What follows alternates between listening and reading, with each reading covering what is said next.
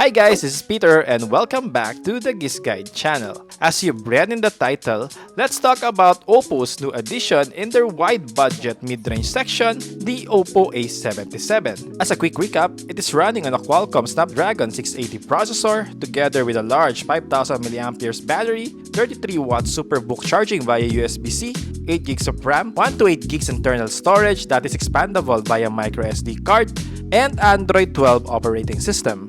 But before we get into it, let's see first kung ano yung mga kasama sa box netong OPPO A77s. So, once we lift this blue box, we're greeted with a smaller box kung saan nakalagay yung paperwork and a free jelly case. At syempre, sa ilalim neto ay yung mismong phone, USB Type-A to USB Type-C na cable, and the 33-watt SUPERVOOC adapter. And that's it! So sa video na ito, pag-usapan na natin yung top features niya. With its 13,999 pesos SRP, ito yung mga tingin naming interesting features niya in case you are interested into buying one.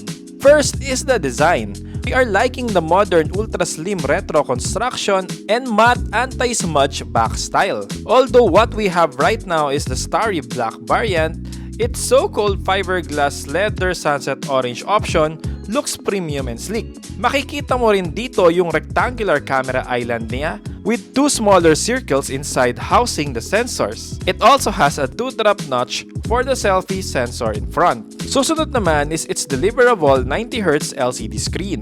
It features a 6.56-inch 2.5D curved LCD screen with a 90Hz refresh rate. That is definitely good enough for gaming since 90Hz is more responsive and smoother than 60Hz. It is a 1600 by 720 HD plus resolution, but that's still good enough for multimedia.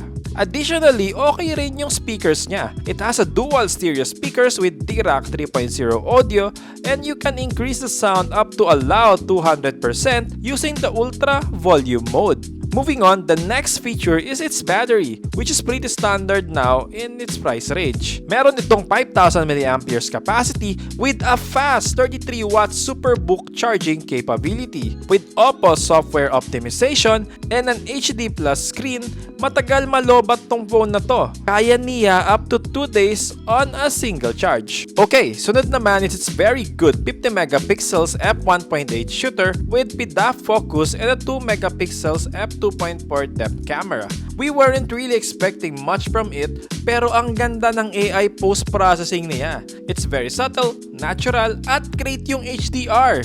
It also features an extra HD mode which enable you to take photos at 108MP. Decent to ah! So here are some camera samples for you guys.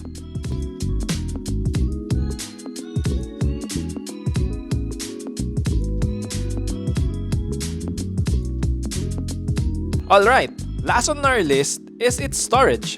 The OPPO A77s features a big and fast 8GB of LPDDR4X RAM, 128 GB of speedy UFS 2.1 storage. This will allow its users to run a lot of apps and leave some of them in the background and store plenty of apps, games, and files. Other than that, both RAM and storage are expandable. This has up to 8GB of extended RAM using its internal storage to make the user experience even smoother. Yung chipset niya is the 6nm Snapdragon 680, and it is more than enough to run most of your basic social media apps, a few editing tools, and light games. I can say na very power efficient din itong chip na to. Nakatulong siya sa pagpapahaba ng battery life ng device.